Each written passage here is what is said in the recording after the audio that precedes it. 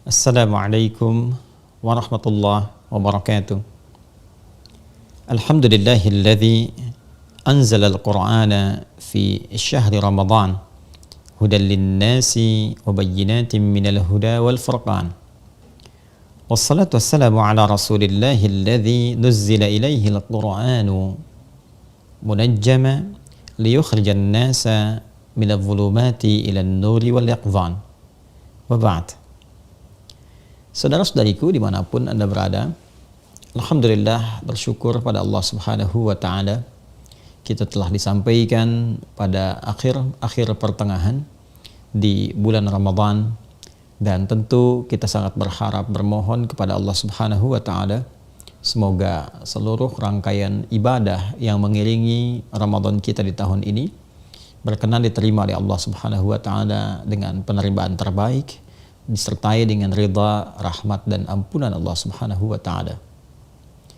Saudara-saudariku, di antara kemuliaan yang melekat pada bulan Ramadan adalah kemuliaan yang disertai dengan pengagungan terhadap Al-Quran, yang sejatinya diturunkan di bulan Ramadan ini membawa misi besar yang didesain bukan hanya memberikan pedoman berkehidupan bagi seluruh manusia di muka bumi ini, namun juga saat yang bersamaan bisa mengangkat status hamba lebih dekat, lebih terhormat di hadapan Allah Subhanahu wa Ta'ala, sekaligus berpotensi melimpahkan banyak perubahan dalam hidup serta pahala-pahala yang berpeluang menghadirkan kemewahan hidup yang abadi di akhirat kelak. Terkait hal ini, Allah Subhanahu wa Ta'ala menegaskan di banyak ayat di beragam surah dalam Al-Quranul Karim tentang keistimewaan yang dimaksudkan. Terkait dengan Ramadan, di Quran surah kedua Al-Baqarah di ayat 185 masih dalam rangkaian ayat-ayat puasa dari ayat 183 sampai ayat 187. Di pertengahannya ayat 185 Allah merangkai dan menegaskan dalam firman-Nya akan keutamaan Al-Quran yang terkait dengan bulan Ramadan. Allah berfirman, Syahrul Ramadan alladzi unzila fihil Qur'an hudan lin-nasi wa bayyinatin minal huda wal furqan. Di bulan Ramadan yang kalian menunaikan kewajiban ibadah siam itu, pada saat itulah ada momentum besar, yaitu diturunkannya Al-Quran, yang penurunan Al-Quran ini ditujukan untuk memberikan pedoman berkehidupan bagi seluruh manusia, hudan linnas. Ini yang membedakan Al-Quran dengan kitab-kitab sebelumnya yang diturunkan kepada para nabi dan rasul sebelum era Nabi Muhammad SAW, dan bagi seluruh umatnya sampai kehidupan di muka bumi ini tuntas terselesaikan. Sebelum era Nabi Muhammad SAW, tentu setiap nabi rasul diberikan oleh Allah kitab yang berisi pedoman berkehidupan untuk umatnya masing-masing. Nabi Musa alaihissalam misal sangat viral diketahui mendapatkan Taurat, satu kitab bimbingan untuk umat beliau di masa itu. Ketika diturunkan Taurat, Allah menegaskan fungsi Taurat itu adalah pedoman berkehidupan dan disebut dengan hudan. Di Quran surah ke-17 Al-Isra di ayat kedua misalnya, wa ataina Musal kitaba wa ja'alnahu hudan li bani Israil.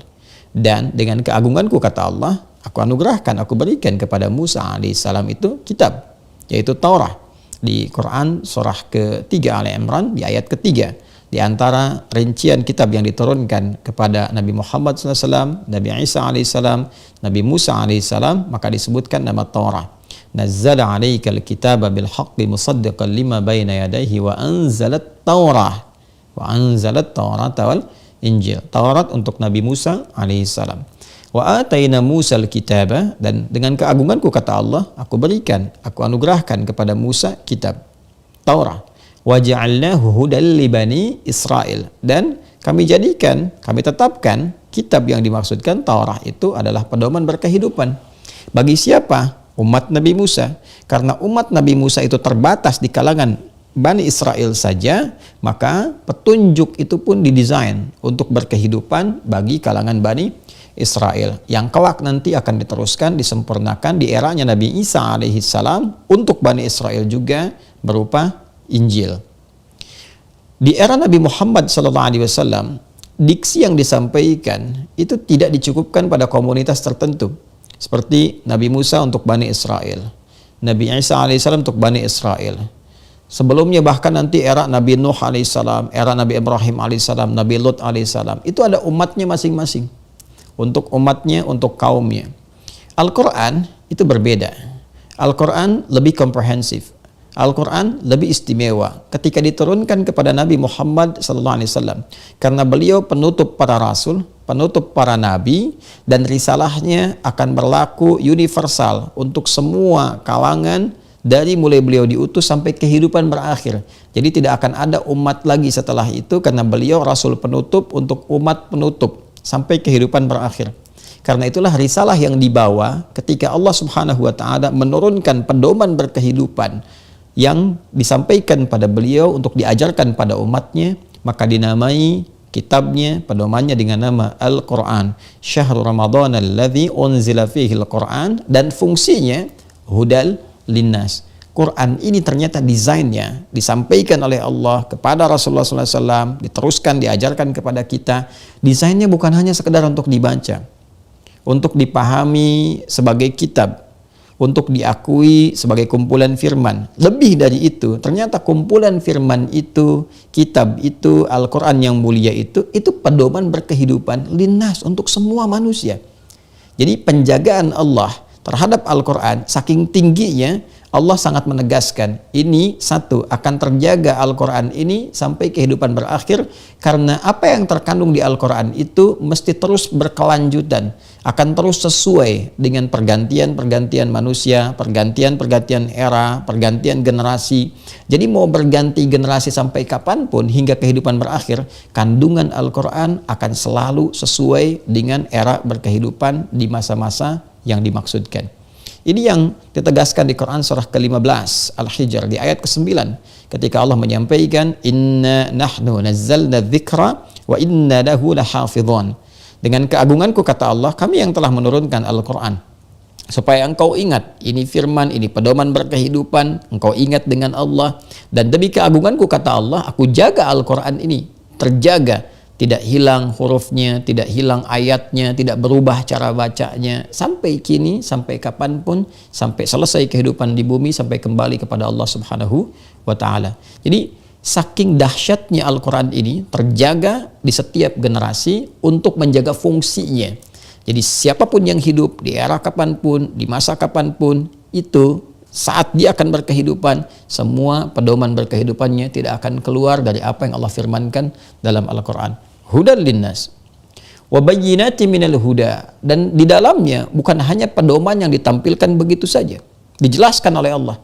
Ini bagian-bagian dalam kehidupan, dari mulai kita dalam kandungan, bahkan sebelum terlahir, saat dilahirkan, tumbuh berkembang, remaja, fase pemuda, pemudi, sampai berumah tangga, sampai jadi ayah, ada anak-anak, sampai ada jadi kakek, jadi nenek, secara keluarga, secara sosial, ada yang punya tugas-tugas tertentu, ada yang barangkali aktivitasnya yang aktif di kedinasan, ada yang di birokrasi, di militer, semua aspek kehidupan yang mungkin dilakukan, itu petunjuknya ada dalam Al-Quran.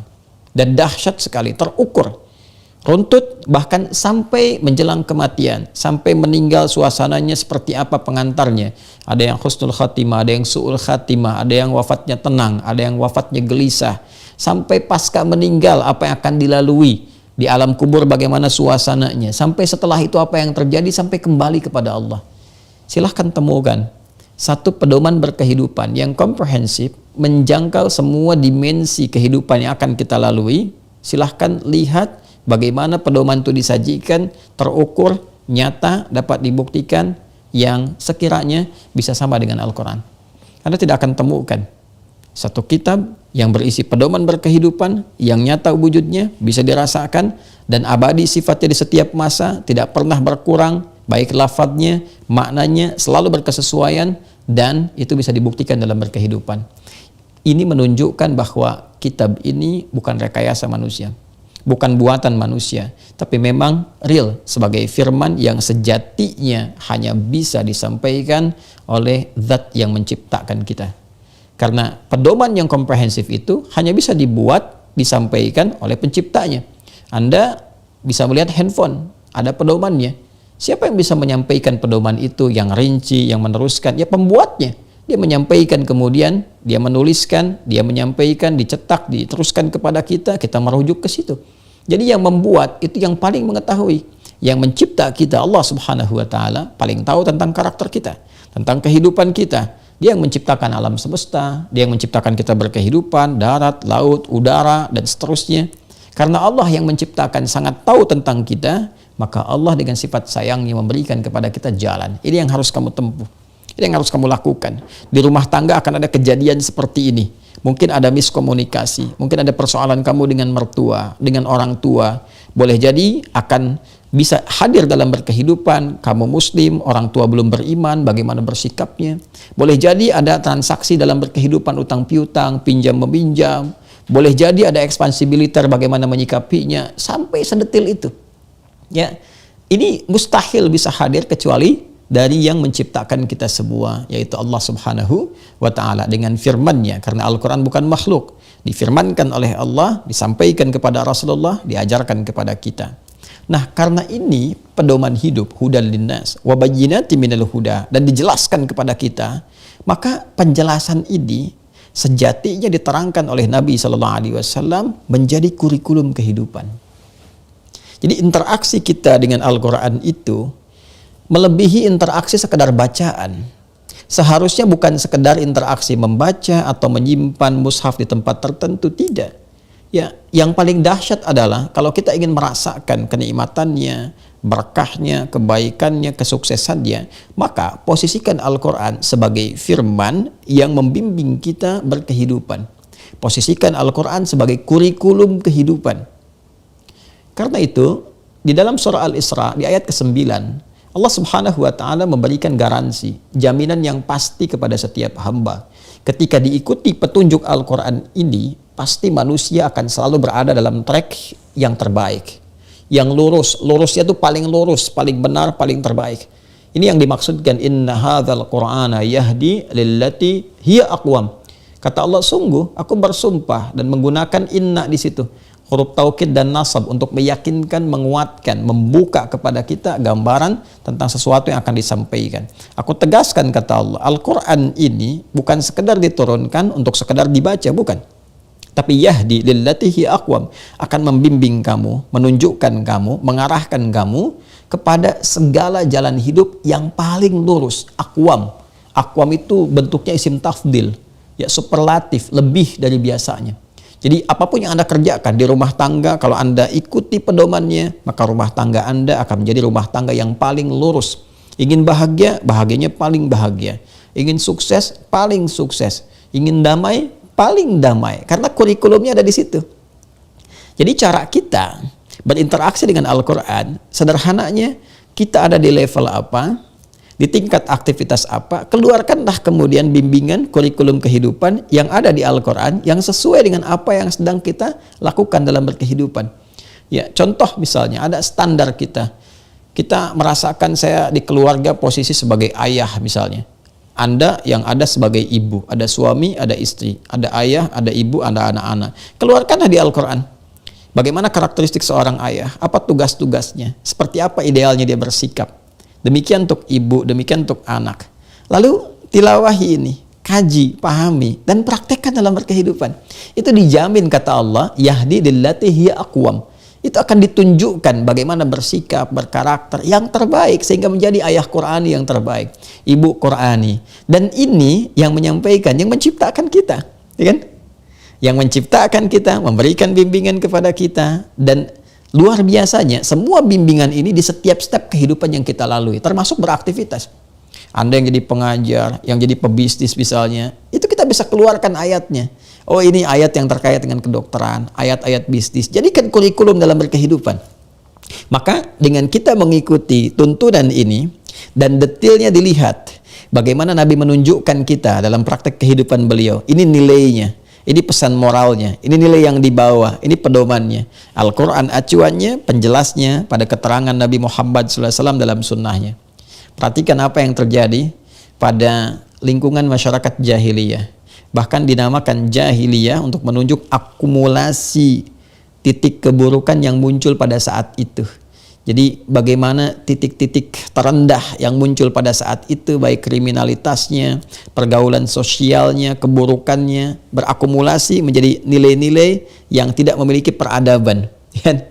Lantas datang Al-Quran, dibimbing oleh Nabi kurikulumnya, kemudian diajarkan secara detail, secara bertahap. Memperbaiki dari aspek personal, individual, sampai ke aspek sosial kemasyarakatan. Dibimbing satu-satu, 1, 2, 3, 4 stepnya. Apa yang terjadi? Mereka berhasil mentransformasikan diri mereka dari citra jahiliyah menjadi khairu ummah. Dan itu mendapat pengakuan langsung yang ditetapkan oleh Allah Subhanahu wa taala dalam Al-Qur'an di surah ketiga Ali Imran ayat 110. Kuntum khaira ummatin ukhrijat linnas. Kalian adalah umat terbaik yang pernah dilahirkan dari kalangan manusia yang berkehidupan di bumi. Anda bisa bayangkan dari jahiliyah bertransformasi menjadi khairu ummah. Dan ini bukan fiksi. Mereka bukan tokoh-tokoh fiktif. Ya, kita bisa lacak dalam sejarah. Siapa yang tidak kenal, tidak tahu Abu Bakar As-Siddiq, Umar bin Khattab, kemudian ada Uthman bin Affan, Ali bin Abi Thalib radhiyallahu taala anhum jami'an, Abdurrahman bin Auf dan sahabat-sahabat mulia yang lainnya. Itu namanya benar ada dalam sejarah, bisa kita lacak, perjalanan hidupnya ada, bekas-bekasnya ada, dan mereka berhasil mengantarkan perubahan bahkan dalam level kehidupan berbangsa, bernegara, bermasyarakat dan lintas benua bahkan. Ya, hadir dalam konteks berkehidupan bukan hanya di Arab saja pada masa itu, tapi menginspirasi sampai membangun peradaban di Eropa. Itu kan spirit Quran yang dibawa ke Eropa itu. Ya, nilai-nilai bersejarah dari mulai nilai-nilai keyakinan, akidah, kemudian ibadah yang benar, pancaran dari hasil akidah dan ibadah itu tatanan kehidupan yang harmoni, membentuk kemajuan, hasilnya peradaban 7 abad kan di Andalusia itu. Kemudian di timur, bagaimana di Irak kan, di wilayah Persia itu maju juga luar biasa. Ketika Quran didekati, kemudian diinteraksikan, kurikulumnya dikeluarkan, diriset, diterapkan dalam kehidupan, maka itu nyata. Itu jaminan dari Allah akan mengarahkan manusia, membimbing manusia ke puncak yang terbaik dari karir yang sedang mereka titi. Jadi tugas kita saat ini sederhana sebetulnya, simpel. Ya, karena Qurannya sudah ada. Kemudian miniasi kehidupan Nabi itu oleh para ulama sekarang dikodifikasikan dalam bentuk kitab hadis. Sahih Al-Bukhari saja, itu Sahih Al-Bukhari kan penjelas kurikulum dari Al-Quran, dari keterangan Nabi Muhammad SAW dalam hadis-hadis beliau yang menerangkan tentang kandungan Al-Quran, dikodifikasikan oleh Al-Imam Al-Bukhari menjadi 97 tema. Ya, jadi sederhananya, di tema-tema itu pun kita sudah diberikan kemudahan tuh, dan ditunjukkan. Ini Kitabul Iman, topik yang kedua tuh, ada 57 hadis kurang lebih, tuh kan? Ini kalau Anda bertanya, iman saya suka naik turun. Kalau sedang naik saya semangat ibadah, jangankan fardu, sunnah pun dikerjakan. Tapi kalau sedang turun, fardu pun kadang terlambat. Bagaimana cara naikannya dan dijaga supaya stabil? Baca Kitabul Iman tuh. Ya, ini ada topiknya, ayatnya disampaikan dulu. Ayat Qur'annya ini apa, hadisnya apa, bimbingannya apa, contohnya apa. Lalu ada Kitabul Ilmi. Ya, topik tentang pengetahuan. Dari Kitabul Ilmi ini kita belajar tentang bagaimana kemudian cara menuntut ilmu, kapan waktu yang terbaik. Ayat-ayatnya ada, hadisnya ada, lalu diterapkan dalam dunia pendidikan. Bawa tuh. Ya, bahkan para ulama membawa itu semua, kemudian mengarang kitab-kitab mereka dan jadikan sebagai patokan dalam dunia pendidikan. Itu ada yang mengarang seperti itu. Ya, seperti Al-Imam An-Nawawi saja punya kitab At-Tibyan misalnya fi adab hamalatil Quran. Itu dirincikan tentang hadis-hadis Nabi, ayat-ayat Al-Quran, bagaimana menjadi siswa yang baik, guru yang baik, sampai diatur cara masuk ke ruang belajar seperti ini, berinteraksi dengan guru begini, dengan teman-teman begini, dan hasilnya berkah. Lihat orang-orang dulu. Ya, jangan batasi pengetahuan keislaman itu pada hazanah-hazanah spiritual saja, yang sifatnya keagamaan seperti tafsir misalnya, hadis, fikih. Jangan batasi di aspek ini saja. Lihat orang-orang dulu yang sama-sama hafal Quran, sama-sama menghafal hadis juga, dan mereka menjadi ilmuwan. Apakah kita tidak harus memviralkan nama-nama sebesar misalnya Al-Kindi, Ibnu Sina, Ibnu Batutah yang berpetualang itu, Al-Khawarizmi, Al-Battani, itu kan, Al-Farabi. Bukankah di antara mereka itu Masya Allah ada yang cendekiawan di ilmu matematika, ya, di Al-Jabar sebelumnya, kemudian ada ahli astronomi, ahli kimia, Jabir bin Hayyan, riset tentang prototipe pesawat terbang, ya, Ibnu Firnas dan turunan-turunan yang lainnya. Betapa luar biasa. Dan hebatnya, mereka dari semenjak kecil mengawali dengan interaksi terhadap Al-Quran. Rata-rata penghafal Quran. Penghafal Quran. Siapa yang tidak kenal dengan Ibnu Sina, pakar kedokteran itu? Bermula dari Al-Quran. Siapa yang tidak kenal misalnya dengan Ibnu Rushd? Ibnu Rushd itu kan menarik tuh, pemikir juga, ya, dokter bedah juga, tapi hafal Quran juga dan paham fikih. Bahkan beliau menulis kan salah satu buku yang sekarang menjadi pedoman tuh tentang perbandingan di fikih itu. Ya, beliau menulis tentang buku namanya Bidayatul Mujtahid. Ya, Bidayatul Mujtahid ini dikarang oleh siapa? Oleh dokter ahli bedah. Namanya Ibnu Rushd, dikenal dengan Averroes. Ya, seorang dokter ahli bedah, seorang pemikir, hafal Quran dan bisa menghadirkan masalah-masalah fikih yang dikomparasikan satu dengan yang lain. Ini sangat menarik sekali. Ya, jadi tugas kita, teman-teman sekalian, di Ramadan ini, bulan Al-Quran, bulan interaksi dengan Al-Quran, lebih dari sekedar kita meningkatkan bacaan. Bacaan itu pembukanya, yang mengantarkan rasa yang tinggi, keterikatan kita terhadap Al-Quran. Kalau sudah terikat, tak ingin jauh, ingin selalu melekat, maka kita kaji. Puncaknya adalah kita mengkaji, menghadirkan kurikulum, yang dengan kurikulum itu sesuai dengan kebutuhan kita, terapkan dalam kehidupan. Seorang ibu keluarkan ayat-ayat tentang perempuan, ya, tentang ibu, tentang istri, posisinya apa itu yang dilakukan. Lalu lihat prakteknya. Dalam hadis-hadis Nabi ada petunjuknya. Di Al-Bukhari lengkap sekali 97 topik itu. Ada topik kesehatan, kedokteran, kitabul tibbi, kemudian juga ada topik militer misalnya, ada topik pemerintahan, kitabul imarah, dan seterusnya. Dan ini di riset pun sangat luar biasa. Bahkan di barat mereka tidak malu untuk meriset. Ya, orang-orang Yahudi saja mereka rajin meriset ayat Quran, hadis-hadis, sampai hadis akhir zaman, eskatologi, bahkan tentang peristiwa-peristiwa mendekat ke kiamat itu paling rajin mereka riset. Jadi Anda bisa bayangkan yang non-muslim saja betapa mereka mengharapkan saripati Quran dan hadis itu bisa membawa kebaikan-kebaikan, lalu mereka riset dan mereka bawa nilainya, mereka terapkan. Kenapa kita yang muslim yang memang dengan itu Quran diturunkan, pedoman hidup kita tidak lebih bersemangat? Karena itu nuzulul Quran bukan hanya momentum yang secara formalitas menghadirkan satu acara untuk kita bisa mengingat Al-Quran lagi, menerangkan fungsinya. Lebih dari itu, momen nuzulul Quran yang dikuatkan, diingatkan setiap setahun sekali itu dengan fitrah yang dilekatkan kepada kita untuk mengingatnya. Bahkan sementara orang juga merayakannya, menghadirkannya sebagai bagian dari sesuatu yang penting dalam hidup. Yang penting itu tidak akan menjadi penting kalau kita tidak pernah menggunakannya. Karena itu momentum kali ini kita harus berpikir dengan melompat lebih jauh lagi. Seperti orang terdahulu, jadikan itu sebagai patokan kehidupan kita. Sekarang saatnya kita banyak meriset, keluarkan kurikulumnya, terapkan dalam kehidupan kita, cari ayat-ayatnya, lihat kemudian tafsirnya, penjelasan hadisnya, dan lihat orang dulu bagaimana yang mengamalkannya. Setelah itu, tunggangi itu semua, praktekkan dalam kehidupan, dan lihat apa yang terjadi. Menariknya, semua itu bukan hanya akan bermanfaat saat di dunia. Allah menjamin bila kita mampu mengerjakan itu, manfaat yang dilakukan bukan hanya mendatangkan kemuliaan dunia, setara dengan manusia-manusia lainnya mendapatkan kesuksesan bahkan lebih daripada itu, tapi di akhirat ada sesuatu yang luar biasa. Ketika Anda mengerjakan aktivitas yang disandarkan pada bimbingan Al-Quran dan hadis-hadis Nabi Muhammad SAW, bagaimana memandang, lihat ayatnya membimbing kita seperti apa memandang, bagaimana bicara, bagaimana mendengar, bagaimana berjalan, bagaimana berkehidupan. Ayatnya semua ada, lihat hadisnya. Maka perhatikan kabar gembiranya, saya ingin lengkapi di ayat ke-9 di surah ke-17 Al-Isra tadi. Inna hadzal Qur'ana yahdi lillati hiya aqwam. Satu, aspek dunianya. Wa yubashshira, dan memberikan kabar gembira. Mu'minina alladzina ya'maluna as-salihati anna lahum ajran kabira, dan memberikan kabar gembira terhadap insan-insan beriman.